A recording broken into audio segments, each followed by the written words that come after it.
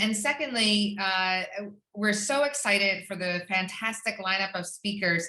But because we'll be doing, as you know, if you read over the description, we'll be doing breakout rooms a little bit later on.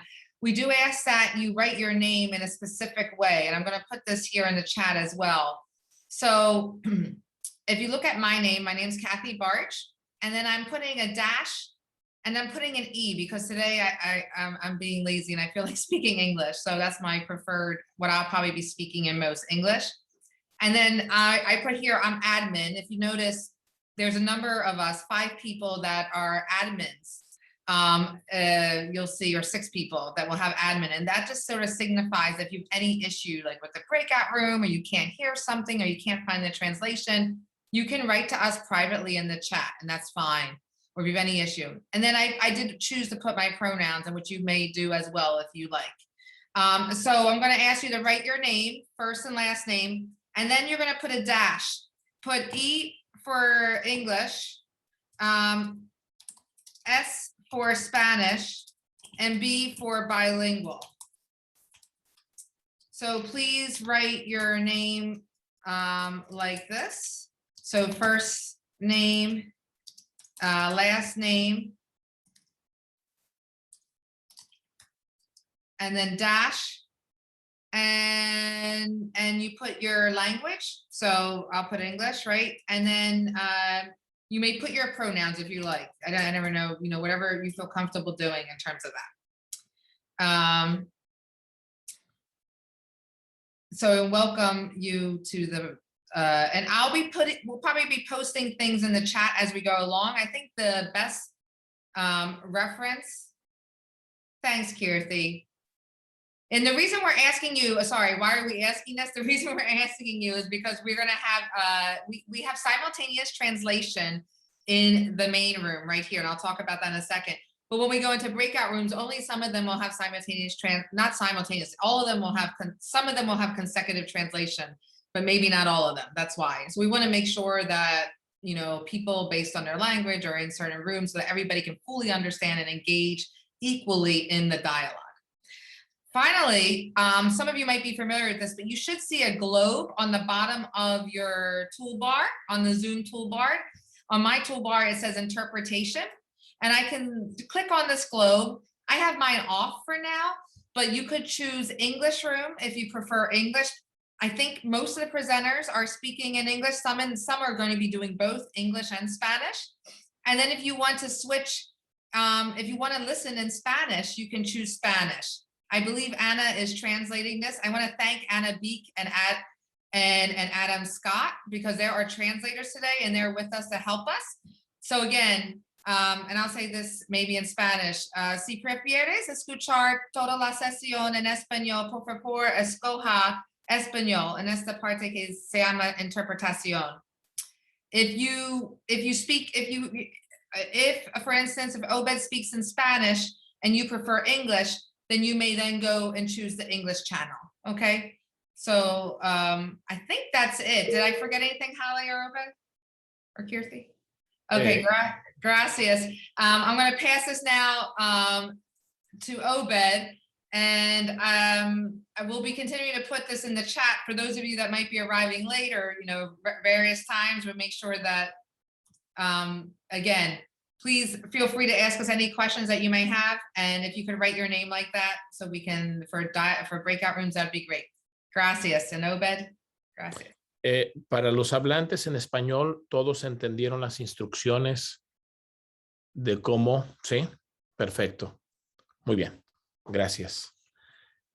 Entonces, bienvenidos y bienvenidas, bienvenides a este primer simposio auspiciado por Penn Global y bajo la organización del Departamento de Estudios Latinoamericanos y Latinx de la Universidad de Pensilvania y por el Centro de Cultura, Arte, Trabajo y Educación, CECATE. Mi nombre es Obed Arango, soy profesor adjunto de la Escuela de Política Pública de la Universidad de Pensilvania y director ejecutivo de CECATE. Y es un placer verles esta tarde, con la esperanza de que las reflexiones que hagamos estos días nos permitan unir los muchos conocimientos que nos habitan. Ahora deseo cambiar al inglés para también dar unas palabras introductorias de lo que vamos a ver. As highlighted by Perry Worldhouse at the University of Pennsylvania, the global reality of changing environmental, social, political, and security context is causing unprecedented shifts in migration patterns worldwide. For sending countries in Latin America and receiving countries where Latin American immigrants reside, understanding these shifts and considering the challenges and opportunities they bring merit global collaborations and research initiatives.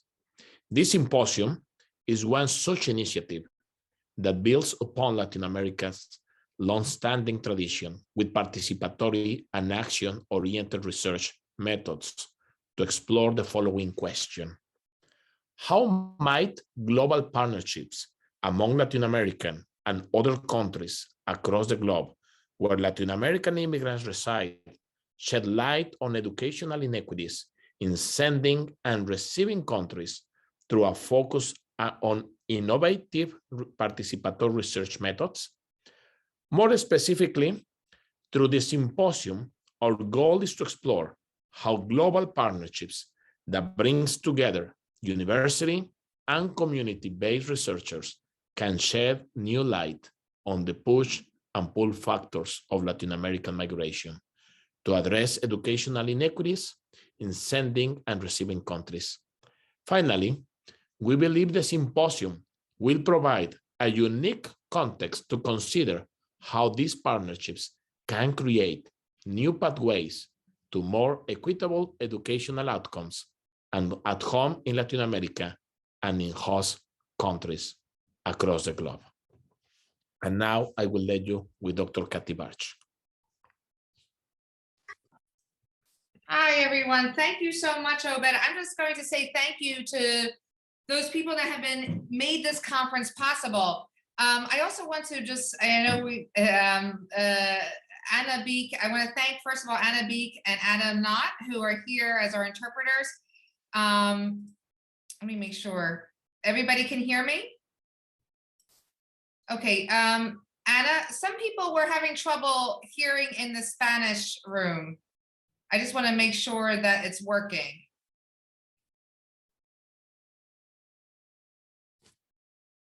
Yep. It's working now? Okay, Daniel. Okay, great. Because it wasn't working at first. Great. Perfecto. Okay, todo está funcionando. Perfecto. All right, thank you so much. First of all, we want to thank our major source of, first of all, we want to thank the speakers and the participants. First, we want to thank you for coming to this event. And Holly's going to speak more about that as well. We really are so excited about the number of people that signed up and from all over the world. We want to thank all our students that have started last night in this symposium and the Youth Participatory Action Research Symposium with Melissa Ortiz here, who has done a tremendous amount. So thank you. We want to thank our speakers. We started planning this in the summer and we reached out to speakers, and we're just so delighted that we have some really world-renowned experts that have done doing cutting-edge research on participatory action research and Latinx migration. So we're thrilled that we're able to bring so many people together from all over the world. Secondly, and most importantly, we want to thank Penn Global. Penn Global, as you know, at the University of Pennsylvania, is a major source of support and funding for these wonderful global initiatives. And we're just so happy that you read our application and accepted it for this conference and supported us. I think I see Chris here. I don't know if Scott's here as well. So thank you so much, Chris Kaniki and Scott Moore. We want to thank Dr. Tulia Folletti, the director, I'm not sure if she's here, and our Center for Latin American Latinx Studies for also providing support, and especially for the Youth Participatory Action Research Center. We want to thank Director Emilio Parado of the Population Studies Center and all his support. He's also supporting the Youth Participatory Action Research component. We want to thank Sakate and all of their support and all the participants, Obed, Holly, Melissa, and everybody for your support as well. And we want to thank the School of Social Policy, as well as the Arts and Sciences, because these are the two schools that are very supportive in this project. And both Holly and Obed's work for the School of Social Policy and Practice, SP2, at the University of Pennsylvania. They teach there. And then we could not have done this conference without, like I said, Melissa Ortiz, who spearheaded and facilitated the Youth Participatory Action Research component.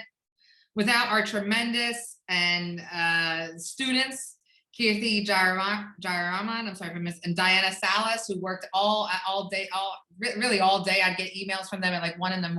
trying to put this together. If you look, and we're going to put our website, maybe Kirti, if you could put our website in the chat again, so that everybody can use it as a point of reference. It has the conference proceedings and everything there. And thank you, Kirti and Diana. We could not have done this without you. We obviously want to thank Obed, who's been amazing. And we love, we could not have done this without you, Obed. Thank you so much, and for bringing us all together.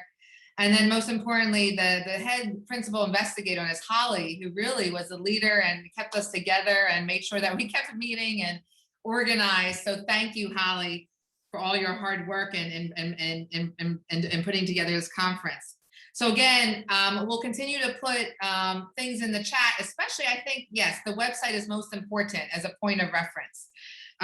So I want to stop here now. Holly Link, I'm pass it to you.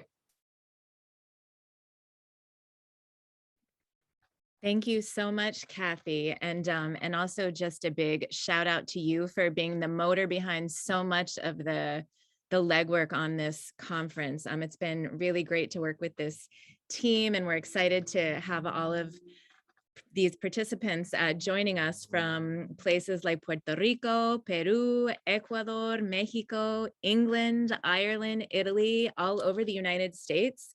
We have over 83, I think about 83 people have registered. And so we'll be hopefully seeing them all at some point during the next 2 days. And we have students as young as 11 years old with us, all the way through the graduate level. We have faculty from universities. We have community-based researchers and organizers. So we're really excited about this.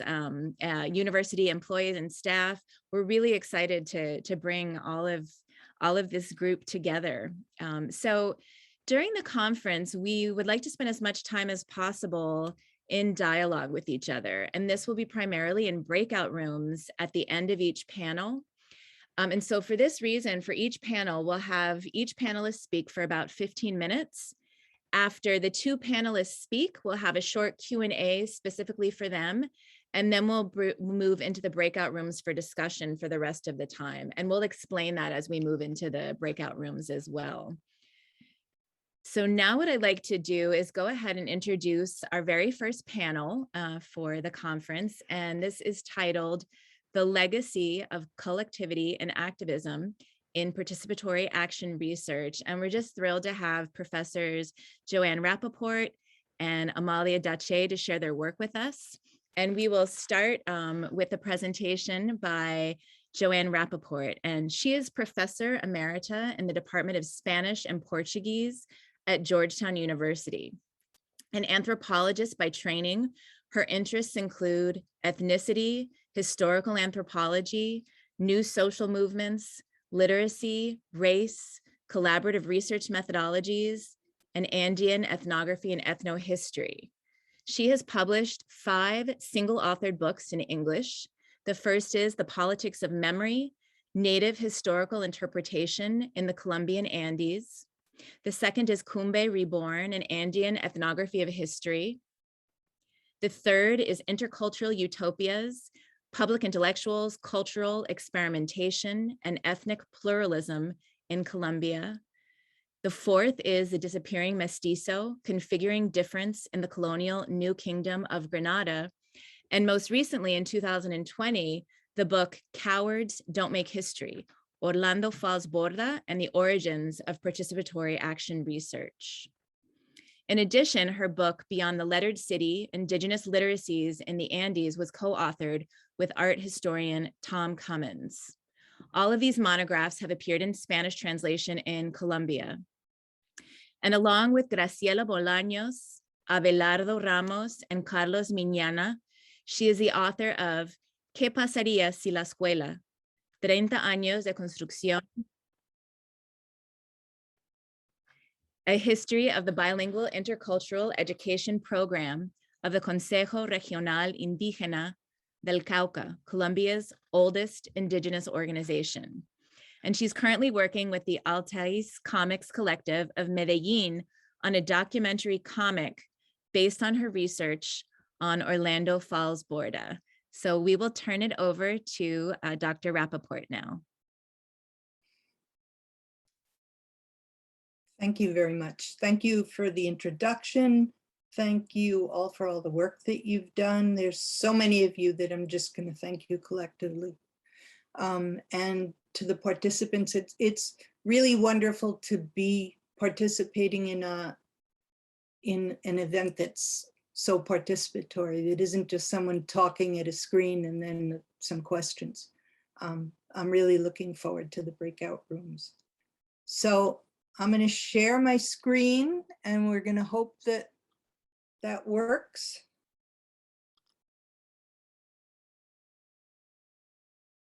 What I would like you to be seeing is the slideshow and not.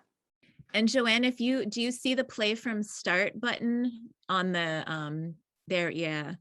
You're okay? Everyone can see now just that one picture of the guys with the flag? It's showing your set of slides. Maybe if you click from If all you the go way. to presenters view. Yeah, Yeah, that's what I did, but then I don't see the rest of the screen, which is where I have the notes. And I won't know what to say. and if you look, Joanne, down where all of the icons are, Yeah. yeah, you should be able to do play from current slide. Right now we can see the current slide and then the next one that's coming up. Oh. I have a Mac. Where am I supposed to be looking for it? Let's see.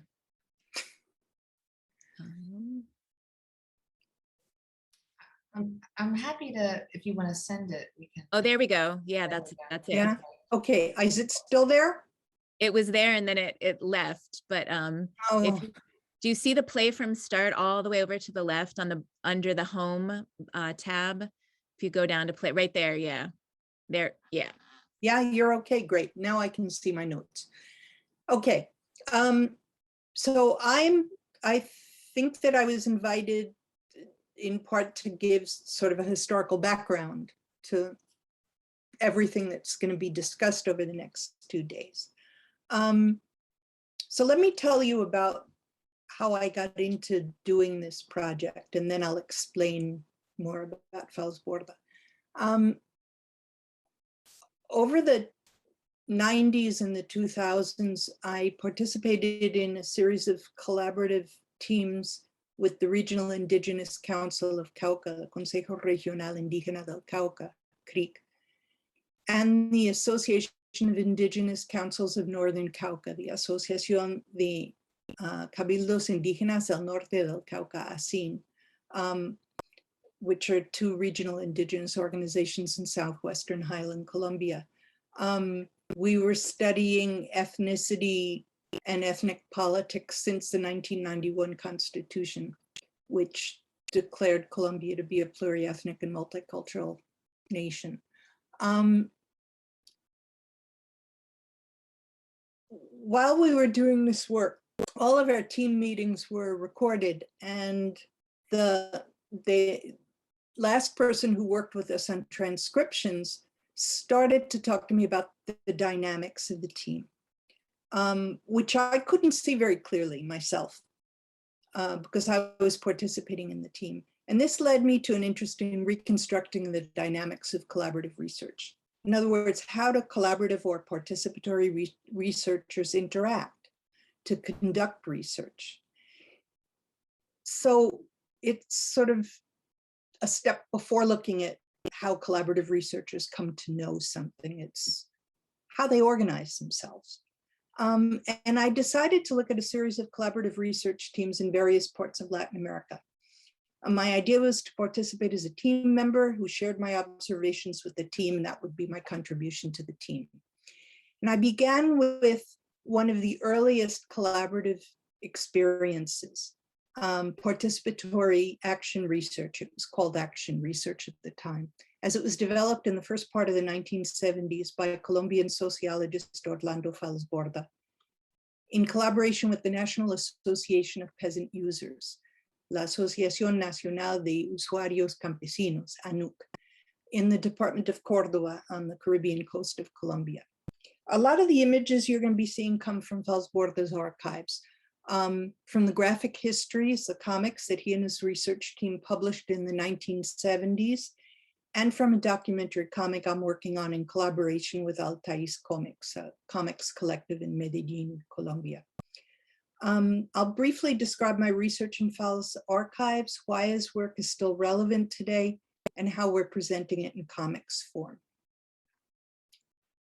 I organized my research around a series of principles articulated by Fals and by the network of activist researchers he and others established in Colombia, the Rosca de Investigación y Acción Social, the Circle of Research and Social Action, and by the Fundación del Caribe, the Caribbean Foundation, which was the group that Fals founded on the Caribbean coast to work with ANUC, the peasant organization. The first of these concepts is participation. Central to the philosophy of participatory action research is the notion of participation, the creation of a relationship of subject to subject, of horizontal equal relationship, so that a researcher is not coming from the outside and determining what happens inside, but instead there's an equal dialogue and equal contribution going on to the project, and the creation of an activist relationship between organizations. So the Fundación del Caribe formed an activist relationship with ANUC in Córdoba. So the subject to subject. The Fundación built horizontal relationships with peasant narrators, such as Juana Julia Guzman, who's in the center of this photo, one of the founders of an early 20th century socialist movement in Córdoba. The testimonies that the Fundación collected were analyzed by peasants in workshops. I don't seem to have that. There's the workshops. And then reenacted through sociodramas that permitted ANUC members to think through how the events and the political processes of the past were relevant to them in the present. They also produced reading materials accessible to peasants, many of whom were not literate, and had to listen to their literate comrades read these comics aloud. Participation also implied that the research team would participate in the activities of the organization, such as facilitating educational events and as observers in the occupation of haciendas by ANUC, because what ANUC was doing was it was occupying haciendas, which were then, the lands were administered by peasant collectives. And of course, there was repression, as you can see in this photo. There was a distinct political purpose to this process of revitalizing memory. Falsborda called it recuperación crítica. I translate that as critical recovery. In other words, historical research was intended to bring into circulation in the present political strategies that had been effective in the past and could be implemented by ANUC. For example, the creation of autonomous communities called baluartes or bastions. This is a photo of discussion from one of the baluartes. By the ANUC occupiers of haciendas was a practice that was derived from the communities established by socialists in the 1920s. And the idea of reconstituting the baluartes was an idea of Juana Julia Guzman, who'd been a leader in the 1920s. The third fundamental concept used by the Fundación was devolución sistemática, or systematic devolution, by means of which, depending on the level of literacy and political awareness of the reading public, the results of research were shared, discussed, and enhanced by linking past with present. This is from one of the historical comics. The bottom image is an image explaining what a baluarte is. And if you look at the image from above and you look at the central image in the comic, you can see that the artist got a lot of his ideas from observing what he was seeing in the occupations in the 70s. And what this did was it brought the past into the present. Now, how did I do this research?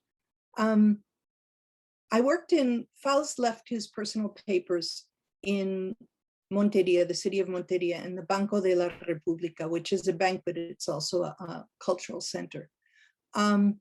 His archive contains written documentation such as field notebooks, transcriptions of interviews, meeting agendas, documents from historical archives, proposals, and new publications, as well as a photographic collection. And more than 30 tape-recorded interviews.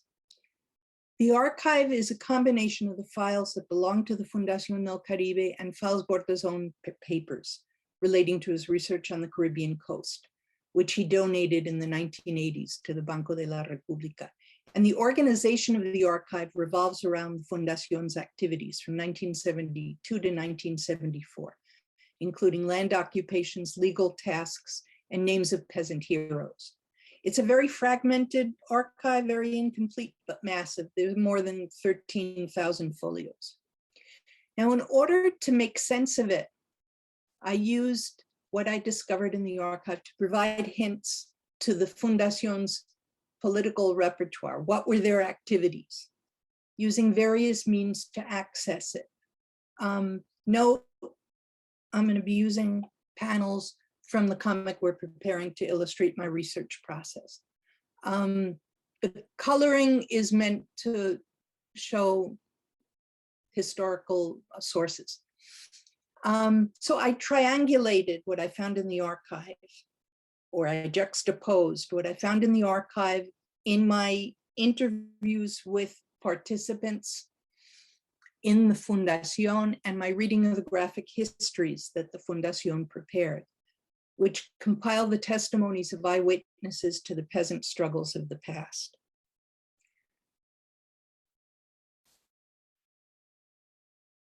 Here's one of the narrators. It took me several years to be able to identify all the narrators, but triangulating the archive helped me to do that. None of these narrators are living anymore. These comics were illustrated by Juliano Chalarca, who was a local artist. Now, one of the things that I did in order to be able to really work through these comics was that I sat down with comics artists who were able to analyze the panels and show me which parts of the panels were original drawings, because Juliano Chalarca would sit and listen to the narrators. He'd listen to testimony and he'd make sketches. So the comics artists helped me to figure out which parts were sketches from Juliano Chalarca and which parts were information that was added in the process of making the comics, so that I was able to understand how the whole thing came together. So to do all of this, I had to transcend the fragmentary empirical data I had and to use my imagination. Fals Borda called the exercise of the imagination imputation, the filling of the gaps in the historical record with interpretations derived from other empirical materials. And I'm calling it triangulation. Now, at the end of my research, I facilitated a series of participatory exercises, workshops with participatory action practitioners. This is from ASIN, the Association of Indigenous Councils of Northern Cauca. This is a visit to museum. They called it a museum. It's a series of murals in a neighborhood in Medellin. These are just two of the of the organizations that I facilitated workshops with, which included peasant and indigenous organizations, progressive research institutes, academic groups, community organizations. I also did public readings of the 1970s comics with rural and urban audiences. So what did I learn? First, I learned that participatory action research is very widely practiced in Colombia by both popular movements and academics. Organizations like the Popular Museum of Siloé, which is a barrio in Cali that was deeply involved in the national strike that has been taking place since April in Colombia, they're the heirs to the work that was done by the Fundación in the 1970s. But I also discovered that many practitioners, particularly younger people, see participatory action research as a recipe for techniques, not as an open-ended methodology in which researchers follow the lead of the communities to discover what's important to them. Notwithstanding, in these workshops, people were very, very interested in the possibilities of critical recovery. And in most of the workshops, the participants had never heard about that before. The political context, of course, is quite different today from the 1970s. In the 1970s, leftists thought that they could overturn the capitalist system.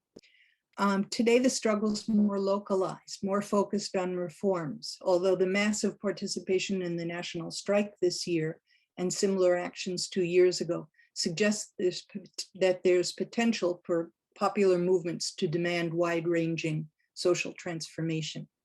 To end up, I'm currently involved in a process of recovery of the visual memory of participatory action research on the Caribbean coast through the preparation of a documentary comic narrating its history and incorporating the visual tools used in the 1970s, including Chalarca's comics. I'm working with Altais Comics. That's, if you go to that website, you can see the first chapter of the comic. With scriptwriter Lina Flores and artist Pablo Perez, who are much more experienced than I am in using the language of comics to shed light on this history.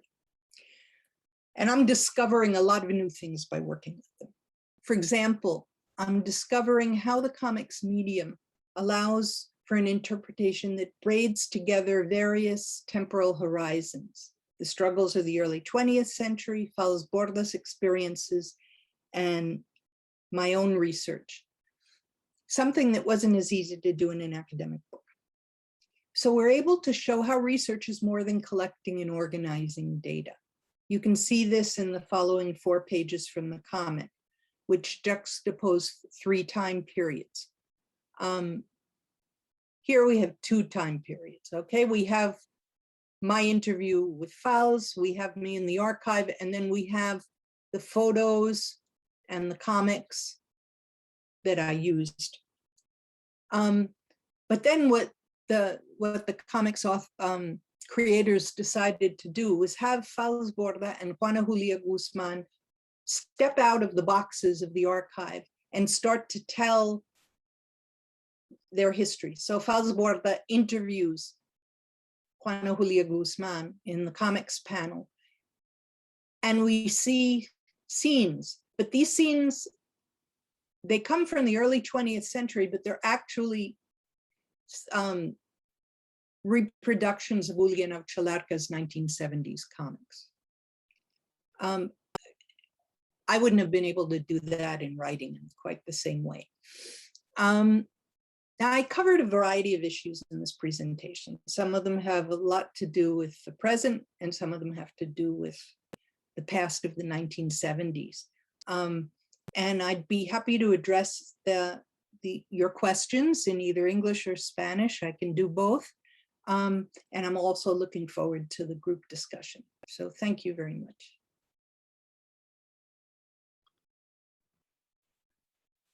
Many, many thanks, Joanne. And I'm sure we have lots of questions and comments, and what we'll do just to save a little bit of time is we'll have our second panel presentation, and then we'll have a quick Q&A before we move into breakout rooms for both of you. And we're looking forward to that. And now I would like to introduce our second panelist, Amalia Dache, an Afro-Cuban American scholar who is an associate professor in the higher education division at the University of Pennsylvania. And her experiences as a Cuban refugee and student traversing US educational systems, among them urban K-12 schools, community college, state college, and a private research-intensive university, inform her research and professional activities. Her major research areas are post-colonial geographic contexts of higher education, Afro-Latina, Latino, Latinx studies, community and student resistance, and the college access experiences of African diasporic students and communities. She is lead editor of Rise Up, Activism as Education, published in 2019. Her most recent article, Bus Riding from Barrio to College, a qualitative geographic information systems analysis, appeared in the Journal of Higher Education in 2021. Dr. Dache was named a 2020 National Academy of Education Spencer Foundation Postdoctoral Fellow for her project called Mapping Public Housing and Urban Higher Education Accessibility and Enrollment in Philadelphia. In 2019, she completed Rockefeller Institute's Richard P. Nathan's Public Policy Fellowship, where she conducted research on racial, transit, and economic factors inhibiting access to local post-secondary education in the Finger Lakes region of upstate New York. She received the Association for the Study of Higher Education's Bobby Wright Dissertation of the Year Award in 2014. And very recently, Dache joined Red Table Talk, a talk show hosted by Gloria, Emily, and Lily Estefan, to share more about how the Afro-Cuban-led movements against the Cuban government have been invisibilized. And Amalia, I'll turn it over to you now. Thank you so much. Let me go ahead and share my screen. I'm really excited to share some of the preliminary work I've been doing. So let me go ahead and share my screen, everyone.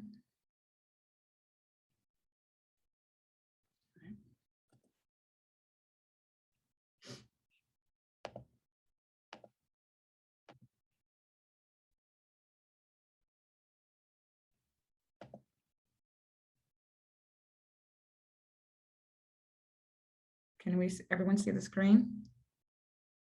Okay, excellent. Thanks. I see your heads nodding. Okay, excellent.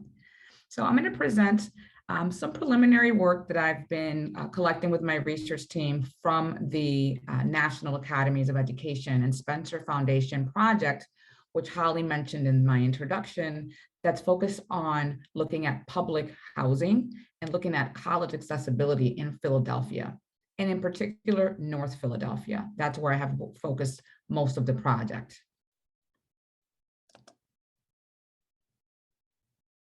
And so I want to share the map that myself and my research team put together using geographic information systems and using census data.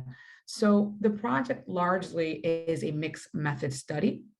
It brings together IPEDS data and also census data, and it's based on looking at census tracts. And so what you have here is the city of Philadelphia. And as many of us know, the city is divided in half almost, and east and west. But if you look at the green line on the presentation, you will see that that green line is Market Street. And so that's a very important line because above Market Street is North Philadelphia. And as you can see, North Philadelphia is huge.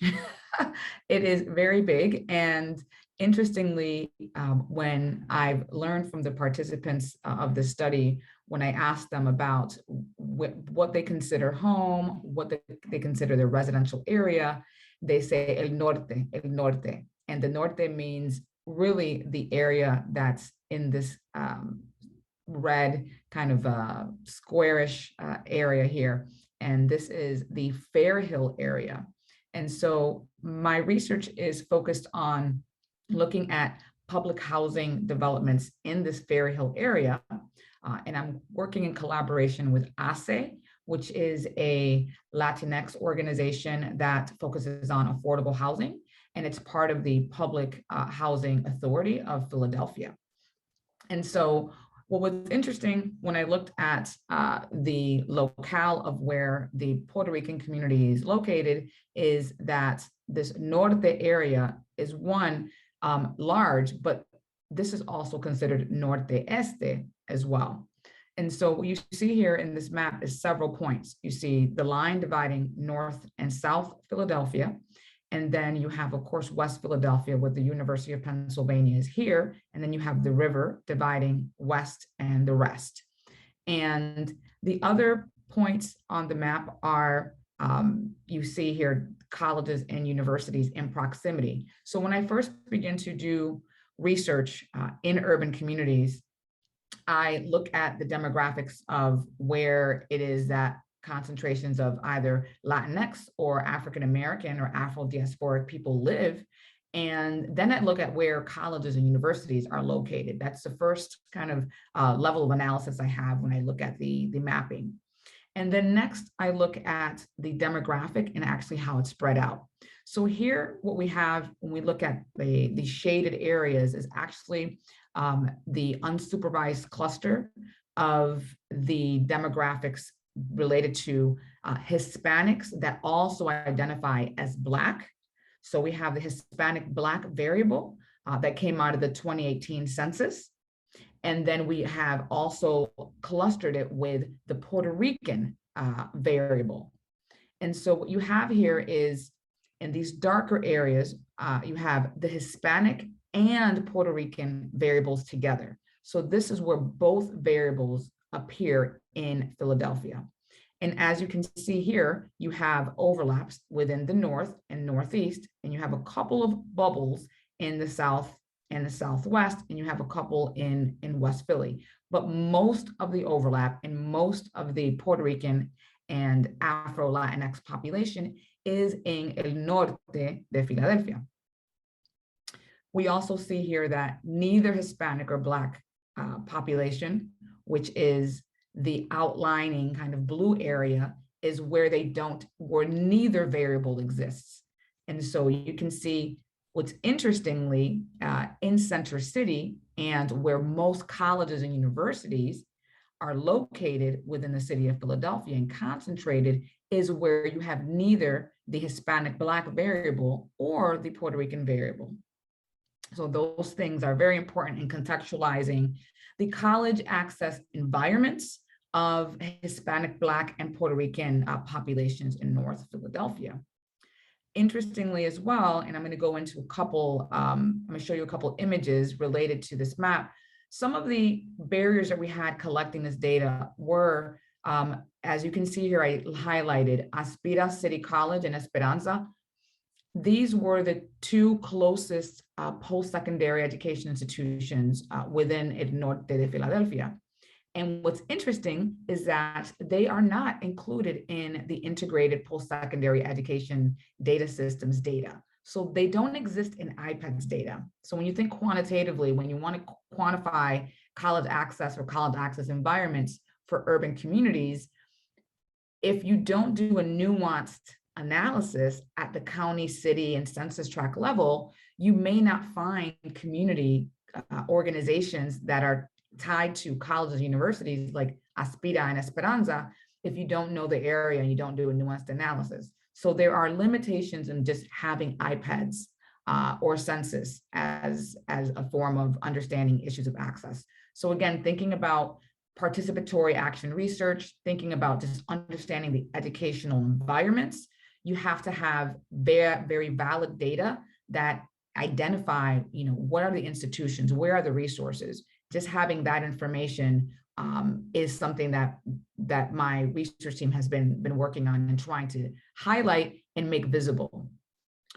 What we also found is a community organization like Taller Puertorriqueño is very close to this neighborhood. And so although it's not a post-secondary education institution, it is a community organization that has had a history of activism and a history of building knowledge and knowledge construction from the from the community level out, so a very grassroots oriented community resource. And although it's based in the arts, they are also do work that has to do with working with schools, and they are in the schools as well. So I wanted to kind of complicate and nuance how we understand higher learning and higher education in a way that doesn't just focus on the brick and mortar college campus.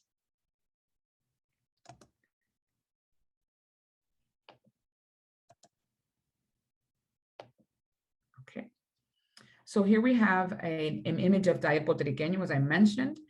It's been around since the early 1960s, and I drew these images from the temple archives, the urban archives, and also there are texts specific to the North Philadelphia Puerto Rican community that have been published in the last 20 years that I also purchased from the bookstore in Taller Puertorriqueño. And so what we also learn about Taller Puertorriqueño is that, again, they came out of an activist-oriented Northern Philadelphia community that built this community center.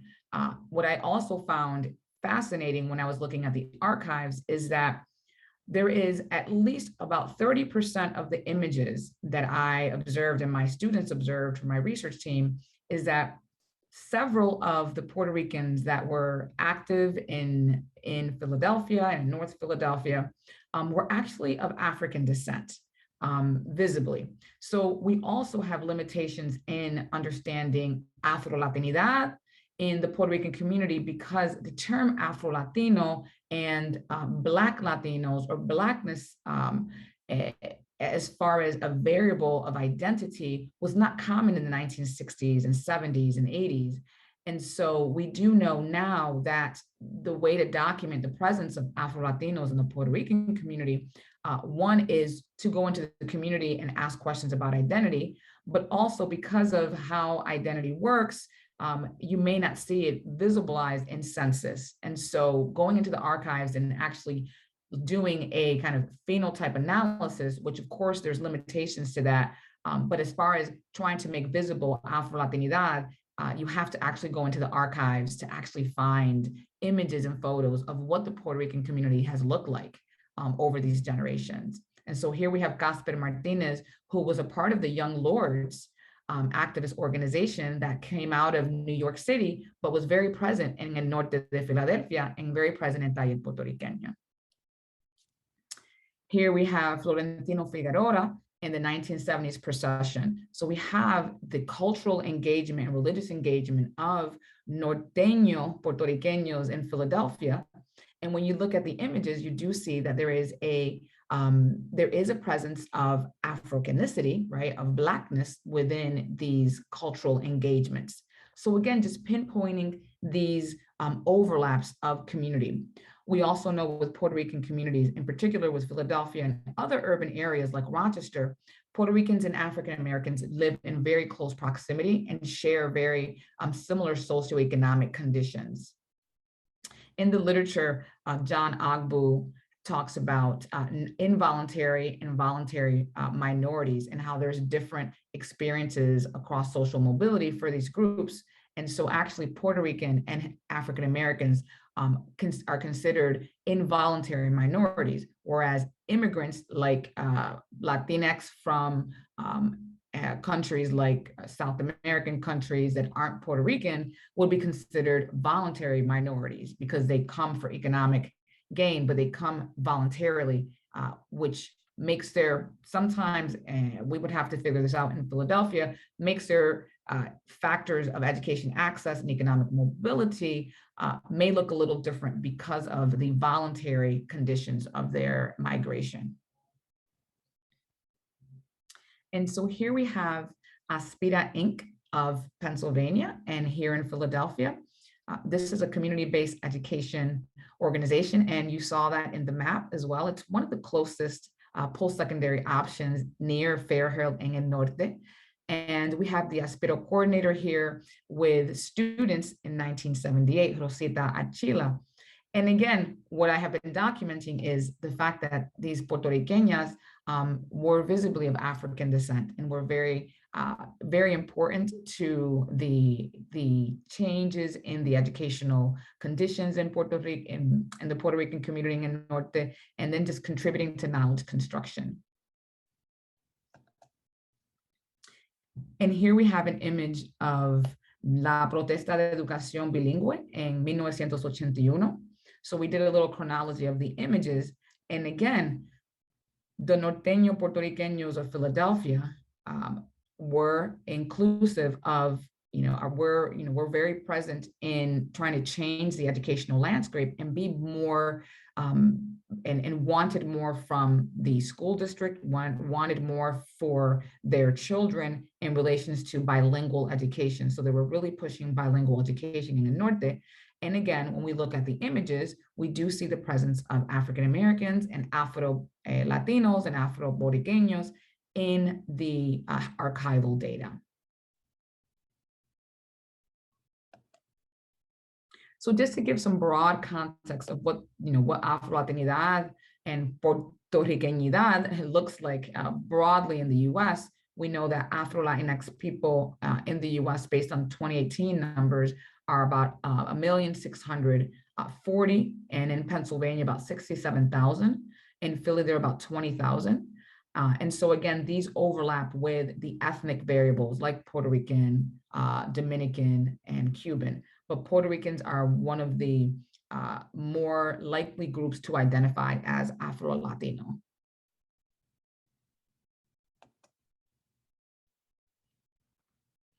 And this is my last slide, where I wanted to show you the state of Pennsylvania. When you look at where colleges and universities are located across the state, and also when you look at the concentrations of Afro-Latinx people across the state, and not just looking at Philadelphia, but looking at different counties in Philadelphia, and looking at counties that have 6,500 Black, Hispanic, Latinx people. And so you see here that there's different areas, but they're in closest proximity to Philadelphia, and less on the western side of the state. We also know that Afro-Latinx people tend to concentrate in urban areas, and we can see here that they do have colleges and universities in proximity, but the question is, what kind of college? What type of institutions? What are the curricular foci of each institution?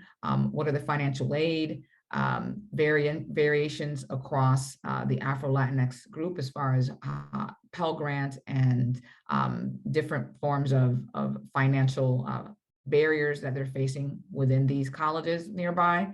What are the transportation factors, as Holly mentioned before in the work I did in upstate New York?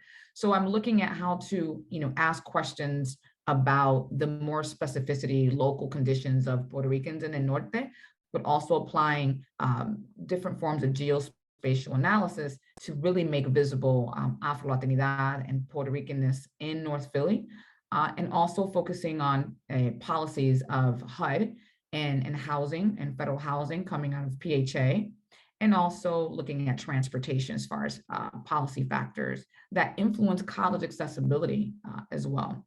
So I'll just leave that there for you, and I'm looking forward to engaging in conversation about negritud, puertorriqueñidad, acceso a la educación, and el norte de Philly, but also thinking also in the future or even broadly about the state of Pennsylvania. Gracias.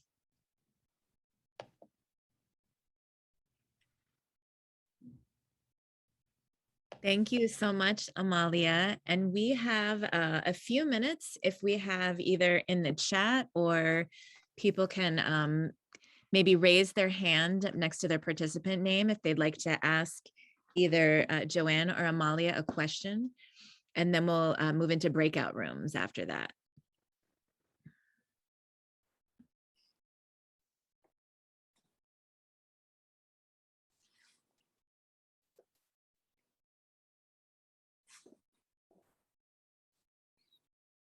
I see there's a hand raised. Kathy, is that you? Oh yeah, hi. Yeah, these presentations were amazing. And thank you so much. I have a lot of questions. I guess one question in general, and I think Joanne, you talked about this, but could you just talk a little bit about why, from your extensive research on participatory action research in general and in Colombia, why you think it is a tradition, this method or technique, like you said, that did sort of originate in Latin America? I mean, just because I'm sort of new to the process. Do you want to have more than one question at once, or Good idea. you want me just to answer? I think Joanne, yeah, you can go ahead and answer. Yeah. Why you'd like to know why it? In your opinion, why do you think it has a long history and tradition in Latin America? Well, all over Latin America, there were people who were developing participatory research methodologies. It goes back to Paulo Freire in Brazil, and many, many others. They were doing it in a variety of media. So Juan Acevedo in Lima had comics workshops in marginal neighborhoods where kids learned to do comics. There were theater groups that were doing participatory research in order to develop plays. They really built a foundation, and this foundation has continued until the present. In part because of the foundation, in part because the struggles continued into the present. The organizations continued into the present, and many of the organizations included PAR in their toolkits from the very, very beginning. So the CRIC, the indigenous organization that I worked with, from the beginning, their bilingual education program used participatory techniques or participatory methodologies, just to give one example. In the US, it's not as extensive. I'm not sure why. I think part of it has to do with the fact that academics here, for the most part, have, until the past 15 years, rejected collaborative and participatory types of methodologies. And I think that some of it has to do with the fact that there's a fear among academics when they see the World Bank and USAID and other and businesses using what they're calling participatory methods. They fear that they're buying into something that is different from what they want. And in Latin America, that fear just isn't there. They're operating much more autonomously. Also, universities are now involved to a much greater extent than in the global north with participatory and collaborative methodologies. Thank you, Joanne. And I see Chris Klinecki has his hand raised. Go ahead, Chris. Thank you so much. And thank you both to our presenters for a really interesting presentation so far.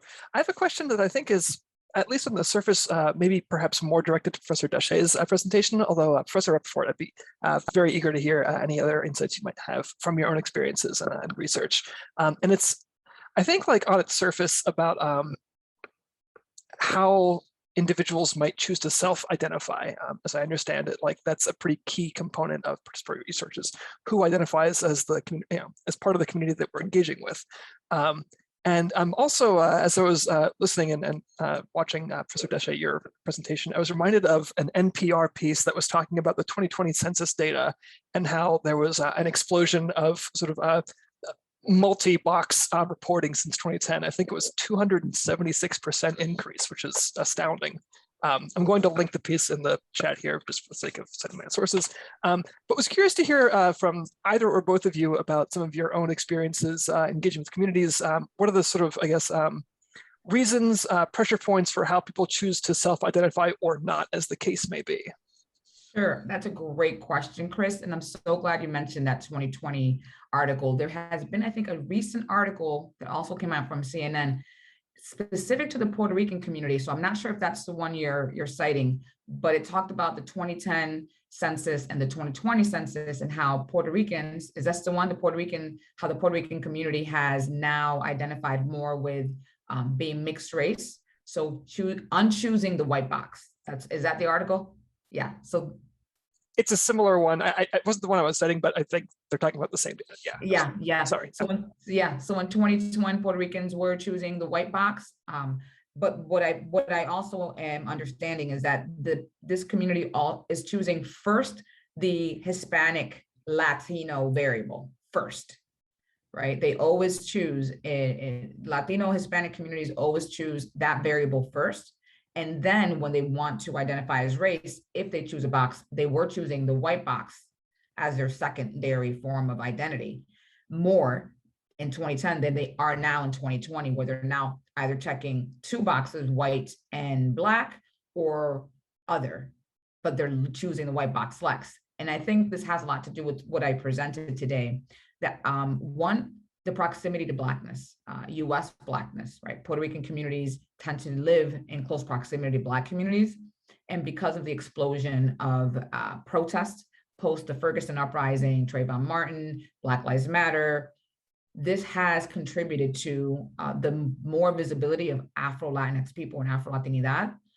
We also know, based on the work that I've done earlier in Ferguson and with the student activist movements that came out of Ferguson and the Concerned Student 1950 at Missouri and in Yale, that Afro-Latinx people, especially in Yale, were a part of the student groups that were pushing for the visibility of anti-Blackness on college campuses. And so that was present in kind of the Yale student organizing, because I discussed that with some of the students, and I know that Afro-Latino students were a part of the Yale organizing efforts. And so I think this uprise in activism, in the presence of Black Lives Matter nationally, it's making its way into how Puerto Ricans who live in close proximity to Black people are identifying. I also do know that there is some tension in not just Afro-Puerto Ricans' ways of identifying, but there also is this tension between choosing the Black box as a form of identity. One, Black is an English one, and two, there's in the literature, there's always this tension of, well, if we choose, if we unchoose the Black box and we are Afro-Latino, then does that mean that we're anti-Black? And so there is some conversations in the literature saying, yes, that's a possibility because of blanqueamiento and whitening in Latin America and the histories of those policies. But also there is some arguments that are saying, well, culturally, right, there's a cultural argument that says Dominicanos and Puerto Ricanos and Cubanos, if they're of Afro-Latin descent, are not choosing the Black box, not because they're anti-Black, but because culturally, Blackness is already embedded in their ethnic identity that's either Cuban, Puerto Rican, or Dominican. And to put Afro or Black in front of it or with it is redundant, because we wouldn't say Afro-Haitian, we wouldn't say Afro-Jamaican, right? So why would we say Afro-Dominican, Afro-Puerto Rican, or Afro-Cuban? So that is some of the arguments as to why there is this mixed results of Afro-Latinos, Afro-Latinx people actually checking the Black boxes. I think Pew was the one that did the survey of 1,500 Afro-Latinx people, and it showed that only 18% of Afro-Latinx people actually identify as Black. So, and most of the response was like, oh, it's because they're anti-Black.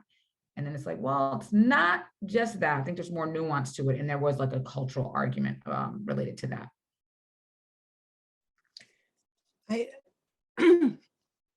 When I first started working in the archive, I noticed that when I compared what was in the comics with what I saw in the photographic collection, the comics, everyone looks like they're mestizos.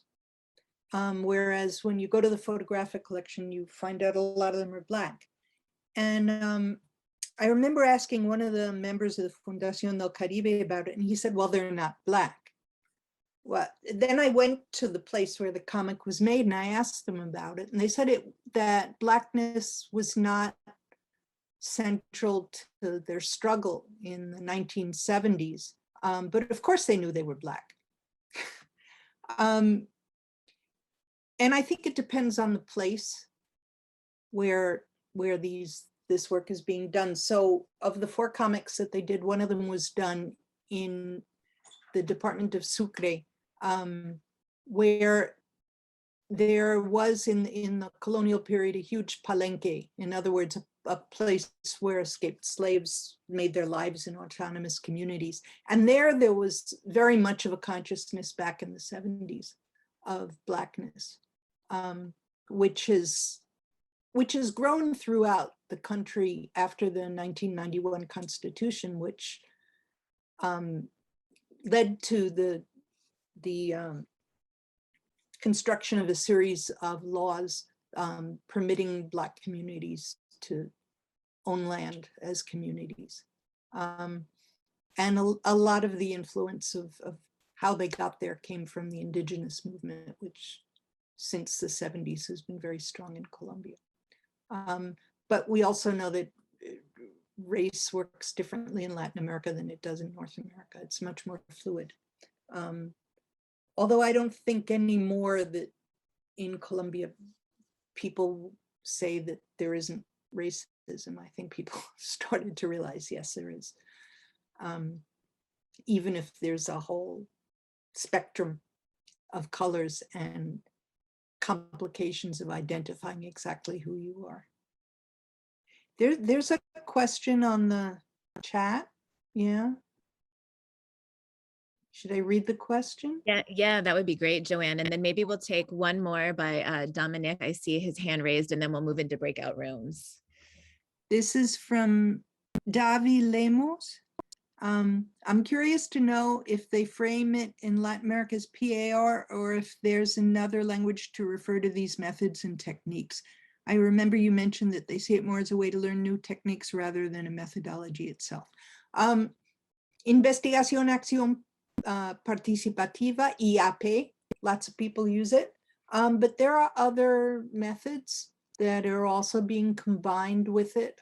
There's one called systematización, systematization, which is used particularly in education. It's a way that popular educational institutions collectively evaluate their evolution over time. There's collaborative ethnography, which maybe is somewhat more academic, but it's also of interest in a lot of communities nowadays. In terms of techniques and methods, IAP, PAR, doesn't tell you what you're supposed to do, right? It's really a philosophy of how you develop horizontal relationships that feed into empowerment. In various places, there are various techniques that can be used to do that. So cartografía social, is it called social cartography in English? Where people draw maps of their experiences together, that's a technique. It won't be useful in some places, in other places it will be useful. Making timelines is something that's very popular today in Colombia in the human rights community. Fals Borda used something that he called archivos de baúl. Baúl was the box that you'd have to keep your stuff in before people had closets. And in a lot of peasant areas, they still have baúles, these chests to keep their stuff in. And what they do is they'd see what people had at home. They had photos, they had armbands, they had documents, and collectively they would work through these materials in order to revive memories in collective settings. But these are techniques, and they're going to be different techniques used in different places. Some friends of mine who are working with an indigenous community in the Guajira in the north, where there's a huge open-faced coal mine that the community was fighting against, they found that what people really wanted to do is genealogies with their clans. So the ideas of the techniques really shouldn't be coming from the external researcher. They should be coming from inside. And I'll add to that as well. I was in Bogota in 2018, and I actually was able to work and learn from some scholars who were from the organization, well, the university called Uniminuto, which are Catholic Catholic universities in Bogota. And I was so fascinated by these concepts or this program called Semilleros, which were basically undergraduate students working with faculty member and then actually going out into their community. So I remember specifically in the Uniminuto Soacha, the Soacha campus was situated in so the community college, the college is not community college as we think about it in the United States, but it's more of, these are university campuses that actually locate themselves in areas of high need, something that we don't understand here in the United States, right? So they move into communities where there's the most need.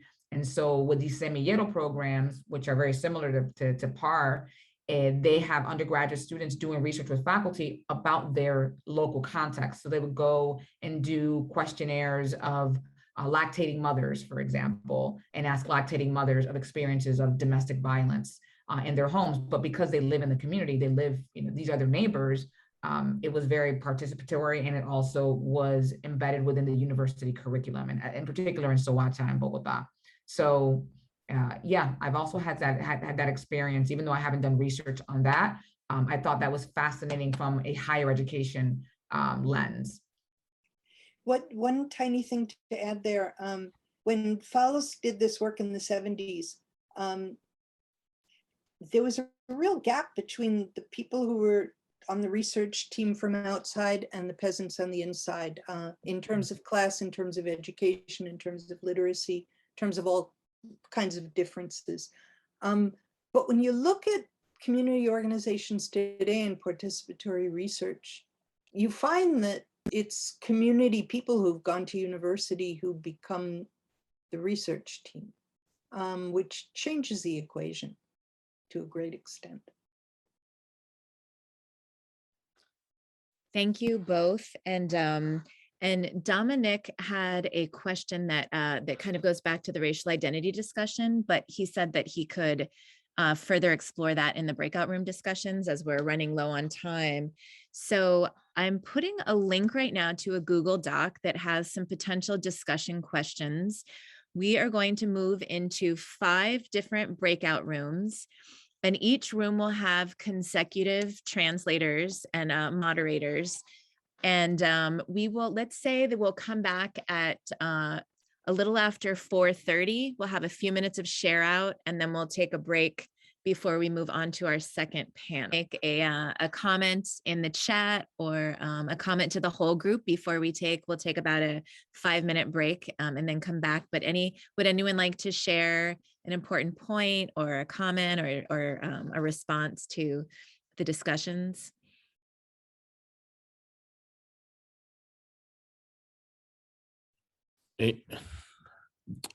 Let's see. Dr. Joanne is here. Yeah, I see her. I would like to say something. In our group with Dr. Rappaport, she mentioned something that was very interesting regarding the baules. How do you say baules in English? Bowls? Yeah, or the trunks? Chests.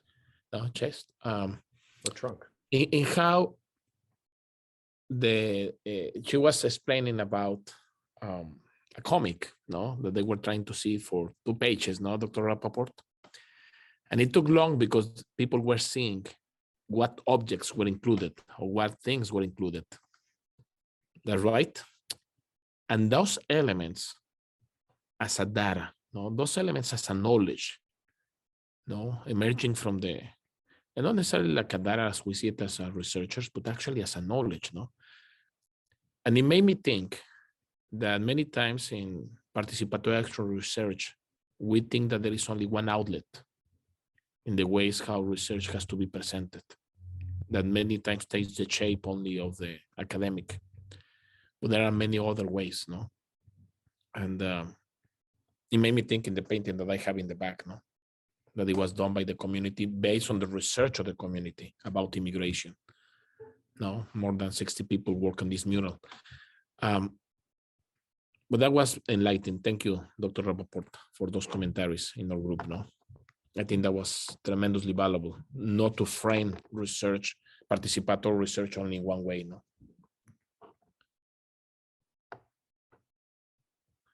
Chris, veo que Chris Klenicki. Sorry, I wasn't raising my hand. I was just snapping in accord with what you said. Yeah.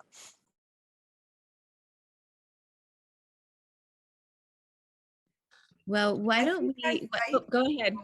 Go I ahead. just think one of the really big challenges that we have is, since we're all trained in academia, is to try to start to understand that research can mean something so different for other people. And I think even a lot of people involved in participatory research don't get there. So.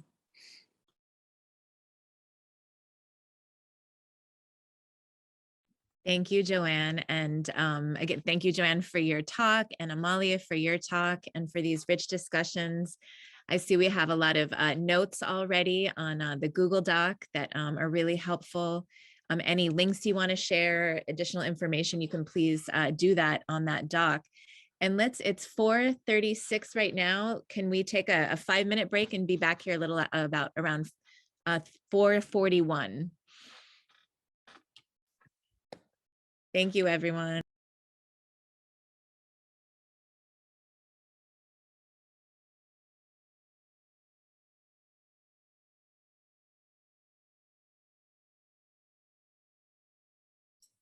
Hi, Holly, thank you.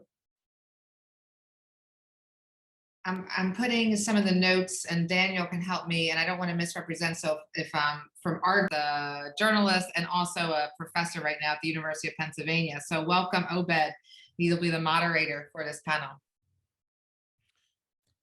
Thank you, Kathy. Y bienvenidos y bienvenidas. Bienvenidos a todos que están ya con nosotros. And welcome everyone. And we'll start this second section. And I'm sorry for the translator that I just jumped from Spanish to English. But always for me it's important to speak the language that comes to my heart. Then let me introduce you for this second panel that is focused on innovative power methods in Latin America. And I will have 2 presentations from fantastic researchers and people who has been on this journey. And one is Sonja Marcy, and she's a fellow at the London School of Economics and Political Science in the Departments of Methodology and International Development. And she's an associate academic at the Latin America and Caribbean Center. Sonja research is interdisciplinary and focuses on gendered urban challenges and inequalities in Colombia, cutting across the fields of geography, anthropology, and sociology. Her research draws on feminist, anti-racist, and post-colonial theories, and aims to push the boundaries of collaboration and participatory research designs under remote conditions, focusing on reconceptualizing gender urban challenges in Colombia, building on cutting-edge methods of using audiovisual digital methods like film and video. To co-produce knowledge, her work centers the voices of displaced women in Medellin and Bogota, and contributes to new understandings about the relationship to urban space in violence-affected areas and women's negotiation on their urban futures. In recognition of her work, Sonja research has been funded by the Economic and Social Research Council, ESRC, in UK, the Fritz Thyssen Foundation in Germany, and by the LCA Knowledge Exchange and Impact Fund in UK. Therefore, I want to give the welcome to Sonja. We had the pleasure to talk a few minutes before the conference, and I think her work is fantastic, it's terrific. I look forward to listen more. Therefore, now I want to give the word to Sonja. Marcy. Thank you, Ovid. Yeah, thank you for inviting me. Fantastic event. I'm really happy to be here. So I'm saying buenas noches because here it's quite late. I'm in London. It's dark and we have Guy Fawkes Night. It's the 5th of November. So if it's getting really, really loud and you can't understand me anymore, please let me know. And I give you a little tour through my house and we find a quiet space. Good. Let me share my screen and I tell you also a little bit about what I'm doing. So I hope you can all see that well. Good. Yeah, I already stated a little bit. I'm at the LSE, I'm in London, I'm a fellow, and I do a lot of work with women. So basically, I'm an urban geographer, and my research draws on interdisciplinary discussion and debates within feminist urban studies and geography. I'm interested in displacement and migration and urban mobility. And lately, I started working around topics of structural violence, slow violence, and how it is manifested and experienced by displaced women, what we call chronic trauma, but also more importantly, how is it resisted and how do women act towards urban futures with certain forms of activism? So all my work is informed by qualitative methods and more importantly, co-production methodologies, which then are informed through feminist and post-colonial epistemologies and methodologies. And kind of building on what has been said in the other two talks before, I'm using a little bit of a different language. I do PAR in my research, but I talk a lot about co-production of research because not everything that I do follows theoretically the principles of PAR for different reasons and constraints. However, I'm very keen of co-producing all my research. I'm also understanding myself as something like a scholar activist, as a lot of my work also goes beyond academic outcomes, and I'm doing a lot of engagement and impact workshops, and I try to inform policies with my participants together. So today, I'm going to talk a little bit about the research that I'm doing for the last 2 years. And all this research follows two main questions. One is substantive. One is about how do actually displaced women in Colombia, mainly in Medellin, but also in Bogota, use urban space. So I want to understand how women, displaced women, negotiate their urban inequalities. But at the same time, I'm also interested in how do they imagine and act towards urban futures.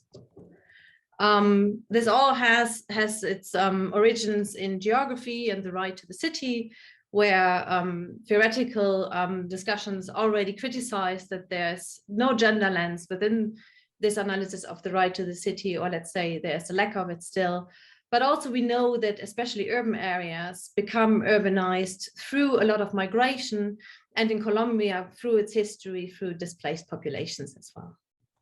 So this is a little bit to the background. My second overarching question, which builds thematically on it, is that all this research, I'm asking how can we actually, through qualitative and participatory audiovisual methods, maybe even remotely, produce this knowledge with displaced women together.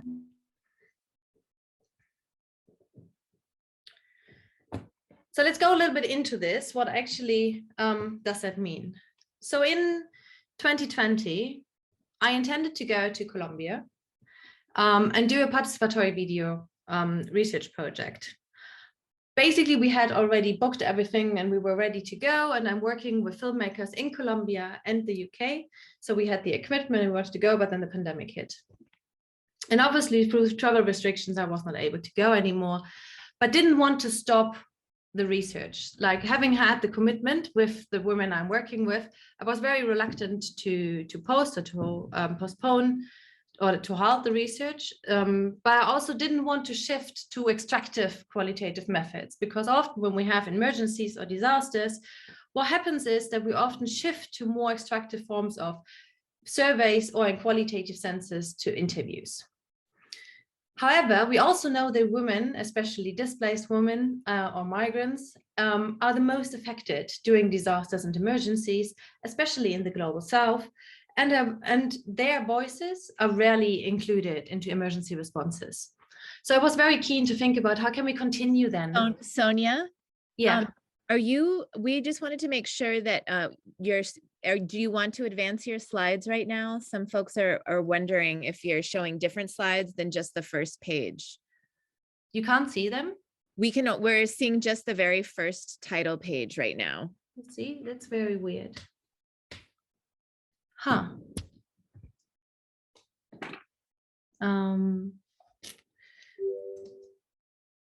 Okay. Do you see them now? Yes, yes. So let me go like this then, because I think if I'm a presenter view, it freezes. Is that okay like this? Yes, yes, thank you. Okay, sorry. Okay, yeah. So now with slides. Yeah, so like I said, like women are the most affected. They're rarely included into emergency responses. So my question then was like, how can I continue to work with them, but in a participatory way? And how can we use this knowledge to also develop further participatory methodologies, but remotely? So basically, COVID-19 has pushed me to think a little bit more innovatively how to continue my work with women in Medellin. And we also decided then together that we would change the research topic, which is the gendered right to the city usually, to the topic that they wanted to talk about, the impact of the pandemic on their everyday lives. So for those who don't use participatory video, or for those who are not so familiar with it, is the reason why participatory video is mainly, it is a non-textual form of doing research with participants. It has been used in community development for over 25 years. And it gives participants a form through a scriptless form of doing video to reflect and act in typical action cycles, about iterative cycles of shooting and reviewing material, to create some form of awareness and empowerment, but also create an end product that can be used for action and for activism. So it actually allows then participants to really communicate something audiovisually, what they want to communicate. And it is produced through different cycles of action and reflection, rather than anything is decided at the beginning of the project. However, doing participatory video remotely creates a couple of challenges. Traditionally, this is done in one geographical space where researcher and participants come together, including practitioners, because of the issues such as how do we recruit participants remotely? We need to train participants in the techniques of filming, but also in technical issues of the film equipment. The guidance is needed for awareness workshops, for building workshops, for reflecting workshops, but also editing is usually done in front of one screen in one room, during which participants can play around with different parts of the film material. So for technical issues and for those guiding issues, we had to think more innovatively. But the other thing is also this building of relationships. Participatory work and co-production work is quite intimate. And much of the relationships is actually built outside of the research time. So these moments when we turn off the recorder, these moments when we leave the research site and walk together to other places, these are often the moments where much of the data collection or the exchange happens. So again, we had to think what happens with these moments when we don't have them, and how can we compensate for them to create these trust relationships, to be willing actually to work together on issues that affect these women most. And at the same time, one theme that is all over in everything I do are these issues of power. participatory action research tries to create equal relationships within the research process. We can question how much that is possible or how much is it not, but having a focus on it is always quite important. And it's one of my main themes throughout all my methodological work I do. So what did we do then? So I started working with 5 women before the pandemic already who are part of this project. And we created a WhatsApp group and we did what we call WhatsApp snowballing. So women started contacting women through WhatsApp in their neighborhoods. And we are working in 3 neighborhoods in Medellin, which is, for those who know Medellin, this is Comuna 1, 13 y 13. And there we recruited a total of 12 women. We did this through WhatsApp because the time we started, Medellin as well went into a strict lockdown. So women could also not really move around. So we were all bound to our screens. The next step was that we created Zoom workshops. We met on a weekly basis in Zoom and we started training women how they can join Zoom. The majority of them do this with their smartphones. And we use these Zoom workshops for reflection and action cycles and for cycles where we actually reviewed short material. We used it for training so that women can use their phones and go out and film the material on their own. And then we would review it in video compilations and discuss the material as well as start editing it together in front of one screen, but the screen then was online. The effect was a 32 minutes documentary. And you can see on the right hand there that the documentary is called Reinventadas. And it has been just filmed in several film festivals, among those as well in Bogota and Colombia. So I think rather than me talking much more about it, I actually want to show you the trailer of this and show you how something that we did over a time frame of 10 months looks like. I do need to reshare that. Please do let me know if you can't hear the sound or if you don't see it well.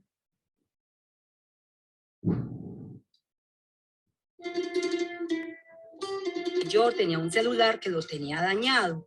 Entonces me tocó reinventarme la manera de conseguir este equipo para ser parte de este Sonia, grupo. it looks like it's still loading. We can hear the audio, but lleve un there we alivio go. Okay. You see a it? los corazones traumatizados por esta Yeah. pandemia.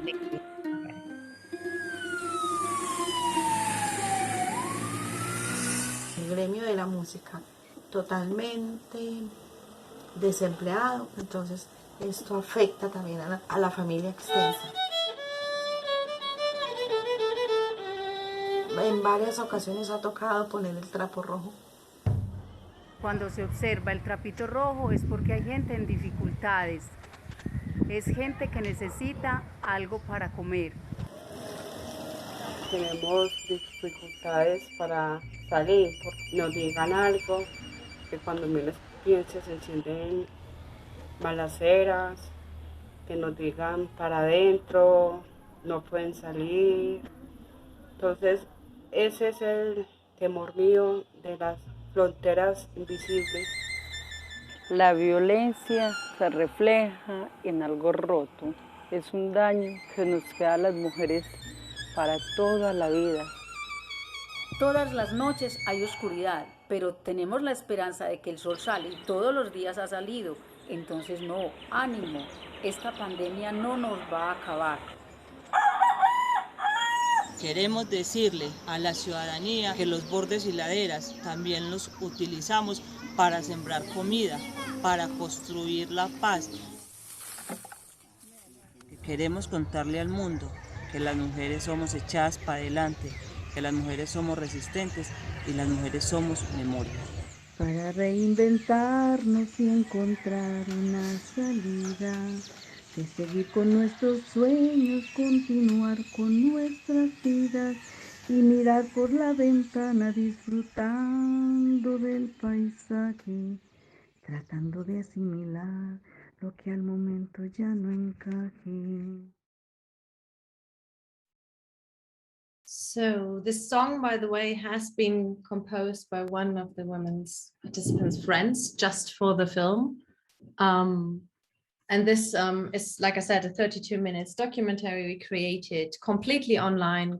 We have not been in one room together since we started this project. And now we are in a lot of dissemination activities. Like I said, I'm a scholar activist.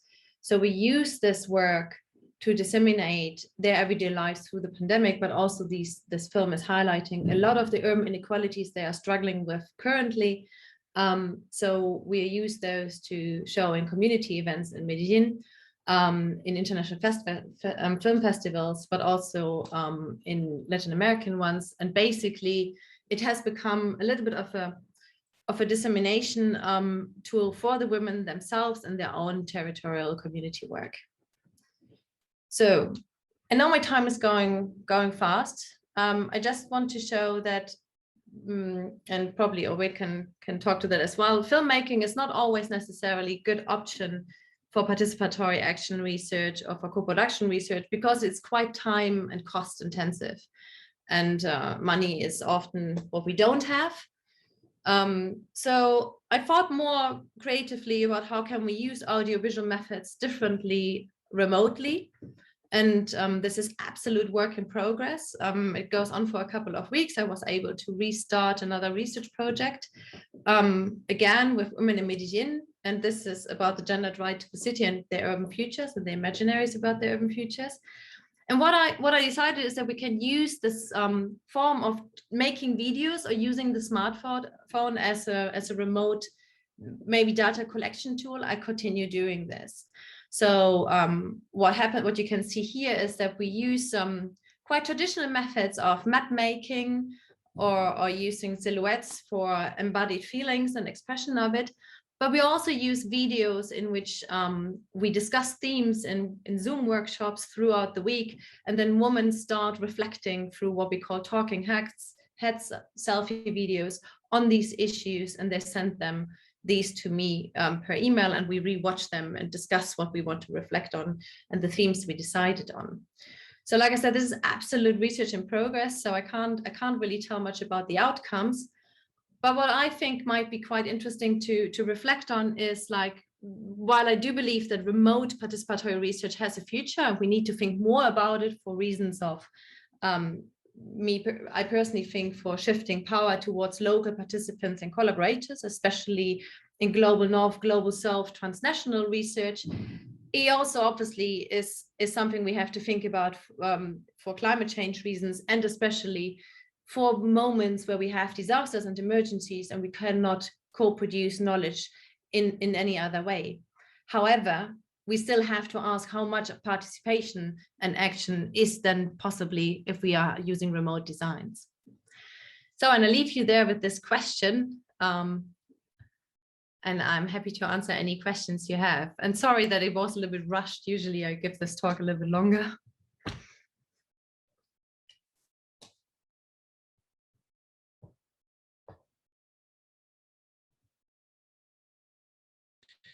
No, thank you. Thank you so much.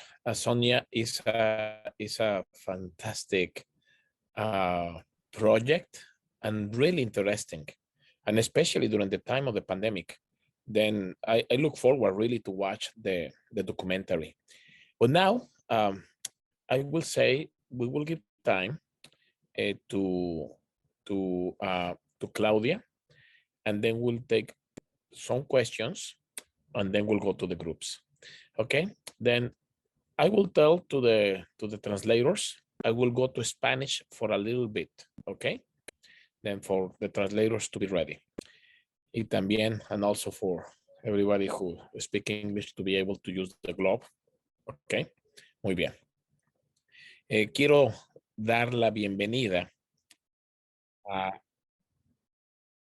Déjenme bajar aquí, ok. Quiero dar la bienvenida a la doctora Claudia Garduño, una intelectual mexicana, una amiga que admiro su trabajo y con quien tuve la oportunidad de compartir el aula en el año del 2019 en la Universidad Nacional Autónoma de México, precisamente en un curso de investigaciones participatorias y de fotovoz, de la cual tuve el placer de estar allá, pues, como instructor, pero en realidad no era al tener personas como Claudia en el salón de clases, pues más bien era en realidad un trabajo en equipo de todo el grupo que aprendimos juntos. Eh, y pues me alegra mucho que que la doctora Garduño aceptó la invitación del día de hoy, hace unos meses, junto con la arquitecta Aura Cruz. La entrevistamos para nuestro programa de ida y vuelta. Y ahí me enteré de todo el trabajo y toda la trayectoria que ella tiene en, en la investigación participatoria y en el trabajo urbano. Entonces, quiero leer la introducción que tenemos de ella, ahora en inglés, pero quiero darle la bienvenida a Claudia. Gracias, Claudia, por estar con nosotros. Es un placer tenerte acá. Claudia Garduño Garcia has a doctorate in design from Aalto University in Finland. Currently, she works as a full-time professor in the postgraduate program in industrial design at the National University of Mexico, UNAM, and as a research director in DYA, Design Your Action, AC. Her research focuses on the development, implementation, and observation of collaborative design methods applying contexts of high marginalization and or vulnerability in order to generate more just and sustainable communities. She's the founder and coordinator of the Action Lab Mexico, ALM, project that and also belongs to the founding teams of SUSLA app, SUSLA app, Activist Design, and the Inter-University Design Workshop, TUD. Therefore, I want to give the time and now the welcome to doctora Claudia Garduño. Claudia, te escuchamos. Adelante. Muchas gracias, Obed. Thanks everybody for having me here. So I'll be speaking in Spanish, but I just wanted to thank you for having me here. Ahora sí, cambio de idioma y empiezo a compartir pantalla. ¿Necesito permiso para compartir?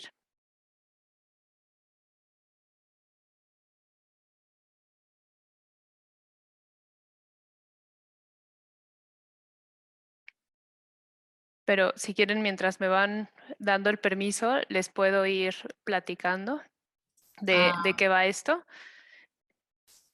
I think I just gave you permission. Let me see. Ahora funciona. Muy bien.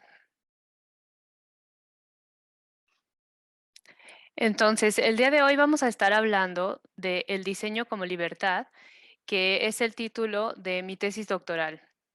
Y particularmente estaremos reflexionando sobre los métodos colaborativos de investigación, que verán que para mí son un poco distintos a lo que quizás ustedes están acostumbrados por ser de áreas muy distintas. Y es precisamente de eso de lo que les quiero hablar en un principio. Aquí le quité las letras solamente porque la foto es muy buena y quería que la vieran completa. Ahora, lo primero sería platicarles un poco de diseño industrial, que es el área de la cual yo vengo. Esto fue mis estudios de licenciatura y a partir de aquí es obviamente mi aproximación académica. Entonces, cuando decimos diseño industrial, muchas personas no saben muy bien de qué estamos hablando, pero para algunas empiezan a imaginarse algunas cosas, ¿no? Quizás el diseño de algunos eléctricos o electrodomésticos del hogar, a veces también el diseño de modas, el diseño automotriz, el diseño de producto, le llaman algunos a estos electrónicos que ahora utilizamos en nuestro día a día. Y todos estos son ejemplos de diseño industrial, es decir, yo estoy entrenada para desarrollar cualquiera de este tipo de elementos. Lo que también es cierto, y es una crítica que surgió dentro del diseño industrial desde los 70s, es que el diseño industrial nace junto con la revolución industrial. Y de alguna manera entonces el diseño está implicado en todo tipo de contaminación que vemos en el ambiente. De todo tipo, ¿no? Y entonces fue a partir de estas reflexiones que también el diseño empezó a pensar que podríamos hacer las cosas de manera distinta, porque si no, pues mejor podríamos cambiar de profesión y tratar de hacer algo que realmente valiera la pena. En mi tesis entonces yo partí de pensar cuál podría ser otro principio rector para el diseño. ¿Cómo más podemos llevar a cabo esta práctica? Y primero pensé quizás el desarrollo, pero vaya, si nos metemos un poco al tema del desarrollo, que por supuesto no habría sido mi área naturalmente, pues inmediatamente hay algunos argumentos muy fuertes en contra de este término. El primero es que el desarrollo es un término que está muy ligado también al crecimiento económico y que por lo tanto es un modelo defectivo. ¿Para qué nos venden un modelo defectivo bajo el nombre de desarrollo?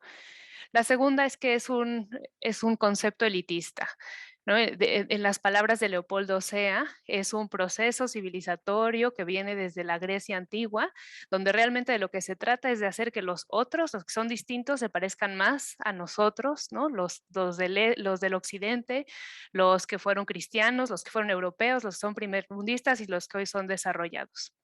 Entonces el desarrollo como un discurso de vuélvete menos como eres tú y parécete más a mí. Entonces desarrollo tampoco era un gran término. Pero fue entonces que me topé con el libro de Amartya Sen, El desarrollo como libertad, y a partir de aquí fue que tomé ese término. Entonces, ¿qué tal que la libertad fuera el principio rector para el diseño? Que el objetivo final de los procesos de diseño fuera la expansión de las libertades que las personas tienen para vivir el tipo de vida que ellos mismos quieren vivir.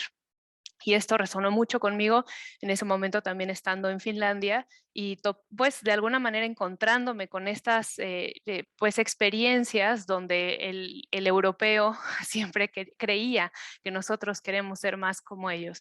Y allá pensando precisamente en comunidades indígenas de México, esto sonaba cada vez más extraño. Ahora entonces, ¿cómo podemos conectar justamente al concepto de la libertad como el diseño para hacerlo un principio rector? Y para responder esta pregunta, entonces estuve yendo de la teoría a la práctica durante varios años y hasta lograr algún tipo de respuesta. Desde la teoría, 3 de los autores más importantes van a ser Kant, McCallum y Delanda. No me voy a meter demasiado en esto el día de hoy, pero lo que quiero resaltar es el principio este de McCallum, donde él dibuja a la libertad como una tríada, donde él dice, para que la libertad exista, en realidad necesitamos que haya 3 elementos. Un agente que tiene una intención y que además está libre de obstáculos para llevar a cabo aquello que quiere realizar. En ese sentido, esta definición de la libertad se parece mucho a algunas definiciones o concepciones que se han hecho del diseño. El diseño como una habilidad innata de los seres humanos para pasar de una situación actual a pensar una situación preferida que pueda ocurrir en el futuro y a determinar una trayectoria o un curso de acción para llegar a ella. Por supuesto, cuando lo decimos suena muy directo, pero en la práctica normalmente no es tan fácil. Esto se trata siempre de sortear algunos obstáculos para poder llegar a donde queremos llegar. Ahora, desde la práctica, lo que estaba ocurriendo conmigo en ese momento era que yo fui invitada a un proyecto en China para desarrollar lo que se llamó el Alto Lab Shanghai. Y este fue un proyecto interdisciplinario, internacional, intercultural, interinstitucional, intertodo, donde teníamos arquitectos, diseñadores, ingenieros, antropólogos, un poco de todo, yendo a una comunidad, a analizar qué podía hacer el diseño en favor de estas comunidades muy marginadas. Ahí algo estaba pasando y yo no sabía muy bien qué. Recordemos, o aquí les hago un loop a lo que ocurre en diseño, lo más tradicional de investigación en diseño era, por ejemplo, estas aproximaciones antropométricas, estudiar el cuerpo humano para saber de alguna manera cómo los objetos están interactuando con ellos y poder diseñar objetos que cada vez interactúen mejor o las personas puedan interactuar mejor con ellos. Esto incluso desde el punto de vista cognitivo. Y esto era la investigación en diseño, muy cerrada, muy científica. Les decía, en Alto Lab algo estaba pasando. Entonces, ¿cómo usar ese Alto Lab para hacer de la libertad ese principio rector del diseño? Entonces, algunos de los otros métodos que estaban ocurriendo en ese momento era que el diseño decía, yo no me puedo basar en métodos tan científicos y tan cerrados, sino que, y porque ni siquiera me compete a mí, yo no hago ciencia, el diseño está preocupado por generar o por concebir aquello que no existe todavía. Y por lo tanto, mis métodos de investigación necesitan inspirarme. Yo no estoy aquí para encontrar la verdad absoluta de las cosas o explicar por qué ocurren las cosas, sino yo necesito inspirarme para poder proponer algo nuevo. Entonces empezaron a generarse métodos empáticos en diseño, métodos basados en el ser humano, y en ese momento también empezaron a proliferar mucho más los métodos colaborativos de diseño. Y fue ahí donde entonces empecé a pensar, bueno, para la comunidad, en ese momento ya había ido y venido de la comunidad varias veces, ahora les explico esa parte, pero entonces este era el modelo. Quizás cuando entramos tenemos un equipo de diseño que está formado no solamente por diseñadores, como les digo, ya hay antropólogos, ingenieros, biólogos, lo que sea necesario, donde al inicio participamos mucho más. Conforme pasa el tiempo, la participación es igual, eso sería un momento de codiseño perfecto, pero no es el objetivo. El objetivo es llegar al momento donde este equipo de diseñadores puede salir, porque ya caminamos juntos un camino y ambos aprendimos a hacer proyectos que nos ayudan a llegar a un futuro más deseable. Entonces los diseñadores salen y la comunidad es capaz de enfrentar una siguiente problemática. Ese es, por supuesto, idealmente. Ahora sí, la comunidad donde hemos estado trabajando es el 20 de noviembre, es una comunidad maya que se encuentra en el municipio de Calakmul, en el municipio de Calakmul, en el estado de Campeche, justo en la península de Yucatán, ahí casi en el centro. Así se ve la comunidad, es una comunidad muy pequeña, actualmente son 519 habitantes, si no mal recuerdo, y es una comunidad que también vive con un alto grado de marginación, de acuerdo con los reportes de México, por falta de acceso a algunos servicios que podrían considerarse incluso derechos humanos, educación, comunicación, por ejemplo, y salud.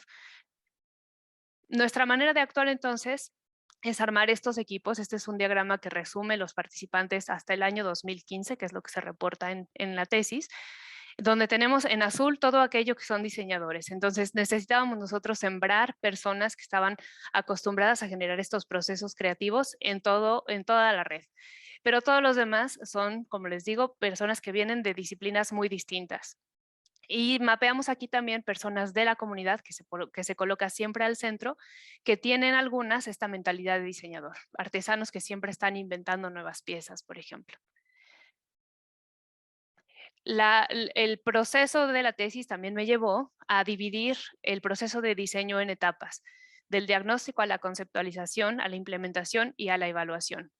Y a ligar esto con un programa pedagógico que se divide en 3 fases: la preparación, el trabajo de campo y la reflexión. Entonces trabajamos con equipos interdisciplinarios de estudiantes. Lo bueno de este proceso es que entonces el diseño es siempre iterativo. Hacemos un diagnóstico y si acabamos con una idea factible de un proyecto, nos seguimos a la siguiente etapa. Si no lo logramos, regresamos y volvemos a hacer el diagnóstico. Y así ocurre durante todo el proceso.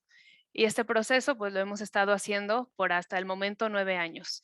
Hemos tenido en realidad creo que 10 ediciones de viajes a la comunidad con equipos interdisciplinarios de Finlandia y México. Y así es más o menos como se ve. Así llega un equipo de personas muy distintas a quedarse en la comunidad una semana más o menos para conocer a las personas y tratar de ver qué es lo que hay. Por supuesto, hoy en día las personas construyen sobre lo que ha ocurrido antes en el proyecto. Platicamos con ellos, a veces hay algunas cosas con las que podemos arreglar que son muy sencillas. Algunas veces hemos querido entender mejor cómo es que hacen sus artesanías. Otras veces hemos hecho algunas instalaciones artísticas y hemos compartido historias sobre lo que más nos gusta de la comunidad. Algunas veces hemos llevado laboratorios portátiles para tomar muestras de agua y hacer los análisis en sitio. En otras ocasiones hacemos talleres colaborativos donde invitamos a personas de la comunidad a imaginar futuros más deseables. Algunas veces hemos probado prototipos, como en la imagen, un filtro para suavizar el agua que es extremadamente dura en la comunidad. A veces hemos construido prototipos, por ejemplo, aquí algunos muebles que pudieran utilizarse en la ducha. Y la última vez que estuvimos prototipando un servicio de las mujeres para los niños de la comunidad, para que funcionara un poco mejor el comedor que actualmente tienen en un lugar que está muy apretado. Y todas las veces visitamos el sitio arqueológico de Calakmul para que también los participantes entiendan el contexto más amplio en el cual estamos trabajando. Este es el pulmón más grande de México y el segundo más grande de las Américas después del Amazonas. Lo más importante que fuimos encontrando, sobre todo en los años iniciales, era que nosotros llevábamos ahí un efecto espejo. Es decir, le ayudábamos a las personas de la comunidad a reflexionar sobre lo importante y lo maravillosos que son, porque ellos están más bien acostumbrados a escuchar justamente ese otro discurso, que tienen que desarrollarse, que tienen que ser distintos a como son hoy. Y esta imagen o este espejo también pasaba o pasa para nuestros participantes que vienen de contextos otros. Los estudiantes de Ciudad de México y los estudiantes de Helsinki también aprenden mucho de sí mismos una vez que van a la comunidad. En 2015, 2014, que es los últimos años que se reportan en la tesis, teníamos este entendimiento también de 3 proyectos principales y longitudinales, porque ya habíamos tardado todos esos años en desarrollarlos, pero digo, no podemos quedarnos con lo de 2015 hoy cuando el proyecto tiene 5 años más o menos. Hoy lo vemos así. Vemos a Action Lab México, ahora se llama, como un sistema de proyectos orientado a fortalecer la autonomía y la sustentabilidad en 20 de noviembre, sobre todo en materia de su naturaleza, su salud, su economía y su cultura. Todos los proyectos son complejos, es decir, atacan más de uno de estos ejes y sobre todo son un proyecto de agua, una estrategia para la salud, una estrategia para el turismo y un proyecto arquitectónico. Cada uno de estos tiene subproyectos, entonces cada generación de estudiantes, de acuerdo a su propia experticia, ha desarrollado y ha propuesto el desarrollo de un proyecto nuevo. Y es así más o menos como los tejemos. Para darles un ejemplo, esto es lo único que habíamos logrado construir hacia el año 2014. Le llamamos la casita y se encuentra dentro de una plataforma de un aljibe viejo. Un aljibe es un captador de agua que nunca funcionó y nos permitieron construir ahí. Pero hoy en día, si vemos en la imagen, ese edificio es solamente esta esquinita. Nuestros planes ahora son construir todo esto, que tiene que ver entonces un proyecto de arquitectura con agua. Es rescatar ese aljibe que nunca funcionó para que desde estos techos pueda recolectarse el agua y le den servicio a la escuela primaria. Pero que además este centro se vuelva un centro comunitario que además les dé o les proporcione una infraestructura muy adecuada para impulsar su industria turística. Y bueno, aprovecho para hacer un pequeño anuncio. Otro de nuestros grandes proyectos, que tiene que ver con la estrategia para el cuidado de la salud, se basa sobre todo en la creación de un fondo comunitario para la salud. Una manera de verlo sería como tener un seguro de gastos médicos manejado por la comunidad misma. Y hace 2 días arrancamos una campaña de crowdfunding a través de la plataforma HipGive, Hispanics in Philanthropy, y bueno, tenemos un mes para conseguir los fondos. Entonces, si quieren darse una vuelta por ahí, estaríamos muy agradecidos. Creo que se está acabando mi tiempo, pero por aquí me quedo. Pues muchas gracias por escuchar y más bien continuemos con la conversación. Muchas gracias, Claudia. El diseño como libertad es un concepto que verdaderamente es relevante en estos días.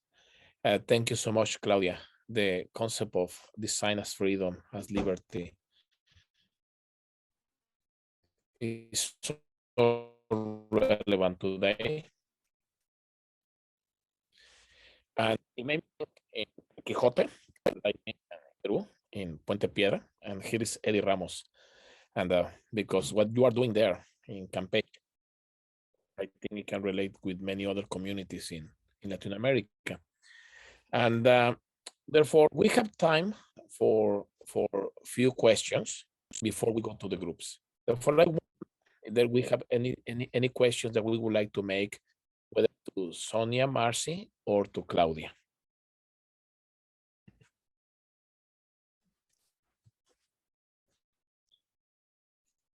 I have a question for Sonia. Thank you both, Sonia and Claudia, for your time with us. Really appreciate it. Si hay alguna pregunta para la doctora Marcy o la doctora Garduño, pueden levantar su mano. No se amontonen.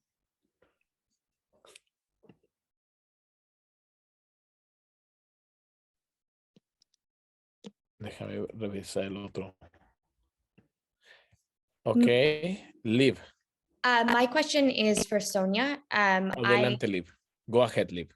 Yep. My question's for Sonia. I'm really fascinated with the current model that you have in Medellin, and your visual representation was really impactful. Do you see this project going to scale and modeling in other countries and communities? Sí, perdón. Oh, no, Okay. Do you mean the substantive research I'm doing, or the methodology, or both together? I guess really both. I was leaning more towards methodology, but both Yeah. would be interesting as well. Yeah. I actually do think it has a future, and I think it should have a future. Like I said, I think that the pandemic hit us in a lot of disasters, different crises, but it also opened a lot of opportunities. And I think this rethinking of how we do research, especially transnational context research, was necessary. And we have been quite comfortable in traveling to different parts of the world, being very present. Especially in my case, I'm a white European researcher going to Colombia, working with communities. There's a lot of ethical questions we have to ask here. And the idea to do this research more remotely speaks much to these questions and to these issues.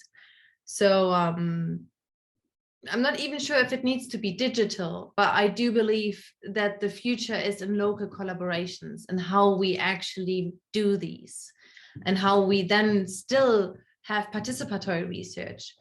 And giving this power away is extremely uncomfortable, especially for early careers, right? Like I myself, I'm still an early career researcher, and much of the research I do really defines my future career.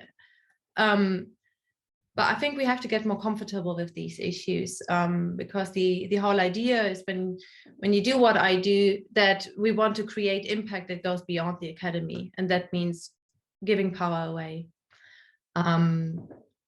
So yes, the short answer is yes, I see a lot of future in this, but I also do think that we have to be in other points realistic. Many communities do not have access to digital methods. We do have a digital divide. I'm an urban geographer, so for me, that's a little bit easier, right? Like people do usually have access to internet. We also need to be aware that for many communities, depending where we work, and especially in Latin America, and especially if we work with indigenous groups of people, many of our Western assumptions of what we want to ask don't make sense. So in that sense, using digital or remote methods is probably very difficult. So, but yeah, in general, I do think it has great future. Thank you for speaking to both the positives and the challenges as well. I appreciate it. Thank you. Y ahora voy a leer una pregunta que está en el chat y que hizo Eddie Ramos. Claudia, si puedes decirnos cómo es el proceso de involucramiento y participación de la comunidad, se ve un proyecto integral y maravilloso.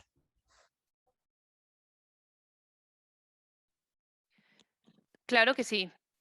El proceso obviamente ha sido terriblemente largo y por lo que vemos seguirá. Y ha sido muy gradual. Es decir, la primera vez que yo fui a la comunidad fue a un taller que hacía la UNAM en la región pues mi objetivo era más bien ver si ahí era un lugar propicio para replicar un proyecto como un Alto Lab. Entonces, mi primer acercamiento, gracias a ese taller, fue con los artesanos Río Bec que trabajan la madera en la comunidad. Estuve una semana más o menos trabajando en su taller, pero más que trabajando, para mí lo importante era platicar con ellos. Entonces, ese primer año volví yo un par de veces más. También pasó muy casualmente que Ofe, la jefa de los artesanos, viajó a Ciudad de México a una feria artesanal, entonces pude hablar con ella antes, intercambiamos números, en ese momento también era todo muy difícil porque ellos solamente tenían señal cuando salían de la comunidad, entonces la comunidad era muy interrumpida y a veces era casi que cuestión de suerte. Pero con ella acordé y entonces volví a ir a la comunidad. Estuve platicando más a detalle con ellos, les mostré algunos de los resultados que habíamos tenido en China y se empezaron a entusiasmar un poco y finalmente pedí el permiso oficialmente a la Junta Ejidal de la comunidad. Ahí en 20 de noviembre, que cumplen 50 años este año, están muy reconocidos en la región porque ellos todos los meses, todos los últimos domingos de mes, tienen una junta de su junta de gobierno. Y nunca han dejado de hacerla. Entonces, en esa junta pedí permiso para ir con un grupo de estudiantes y no sabíamos todavía en ese momento qué iba a pasar, pero en primera instancia era para poder aprender de ellos. Entonces, nos otorgaron el permiso y fuimos una primera vez, presentamos lo que íbamos a hacer, presentamos los resultados y ahí la comunidad dijo que querían que volviéramos, que les había gustado lo que habíamos hecho y querían que volviéramos. También con el tiempo ellos han estado cada vez más en redes sociales y también ahora ya hay conectividad, por ejemplo, en la comunidad. Entonces ahora yo podría decir que casi todas las semanas tengo contacto con gente en la comunidad. Eso se ha ido haciendo más fácil y hemos tenido experiencias como creo que fue el segundo año que les avisábamos, ya vamos a ir. Entonces la comunidad respondió, está muy bien, pues los esperamos a un partido de fútbol que ya estamos organizando, ya estamos entrenando. Entonces ya sabíamos que lo primero que íbamos a hacer era jugar fútbol porque eso dijo la comunidad. Y a partir de entonces eso ha sido. Ellos están emocionados de que vamos a ir, les gusta que vaya el grupo de finlandeses, ¿no? Así es como también de pronto nos identifican. Los niños son los más felices porque juegan con nosotros durante toda la semana y tenemos algunos aliados que son sobre todo representantes de 3 familias que son clave. Entonces con ellos comunicamos que vamos a ir y comunicamos los avances de los proyectos. Depende qué es lo que vayamos a hacer, vamos con uno o con otro, porque por ejemplo, OFE que les digo es como, diríamos aquí el INEGI, que es el centro que lleva toda la estadística, ¿no? Entonces, si necesitamos saber cuántas personas se han enfermado de diabetes en el último año, OFE siempre sabe ese tipo de datos. Pero si estamos hablando del proyecto de arquitectura, vamos con Daniel, porque Daniel es un constructor experto. Entonces le podemos mostrar los planos de lo que estamos pensando hacer y él dice si es factible o no con la madera que hay en la región, si hay que hacer algunos cambios. Entonces, junto con él hemos logrado esa construcción. Es gran parte diseño de Daniel, honestamente. Y ahora, por ejemplo, con esta parte de la campaña de crowdfunding y que también el año pasado fue la primera vez que no pudimos viajar a la comunidad, lo hicimos por Zoom y empezó a funcionar. Por supuesto, no es perfecta la comunicación, pero pudimos hacer algo ahí. Y ahora nos faltaba, por ejemplo, un testimonio para poder subir la campaña. Entonces le llamamos a un chico que se llama Bersaín, que trabajaba en la radio comunitaria de la capital, vamos a decir, de Calakmul, en Xpujil. Y le pedimos si él podía grabar a OFE con un testimonio donde nos hablara sobre la situación de la salud y la venta de tierra en la comunidad. Entonces él grabó a OFE y grabó su voz también en la cabina de radio. Después que vimos que había que hacer ajustes, volvió a grabar y todo esto nos lo fue mandando y nosotros editamos en México. Entonces el video de la donación es, creo yo, ya hoy una coproducción. Es un producto codiseñado entre ellos y nosotros y así lo hemos ido logrando. Honestamente creo que todo ha sido muy informal. Nunca llego y le digo a los alumnos que tienen que hacer A, B y C para lograr ganarse la confianza de la comunidad, sino que esto ocurre de forma muy natural. O sea, llegamos a la comunidad, los niños se acercan, jugamos con ellos, uno ya le está enseñando matemáticas al niño que no entendió. Estas cosas pasan de forma muy natural. Y yo sé que para a lo mejor ambientes más académicos donde esto se estudia muy profundamente, esto puede sonar muy extraño, pero para nosotros una de las grandes conclusiones es que nada generó más confianza que ese partido de fútbol, ¿no? O sea, al haber hecho la actividad que ahora propuso la comunidad, ahí creo que la relación se transformó. Muchas gracias, Claudia. And we are a little behind in our schedule. However, we'll go to the groups. Ok. Y vamos a tener un tiempo de diálogo como grupos. Adelante.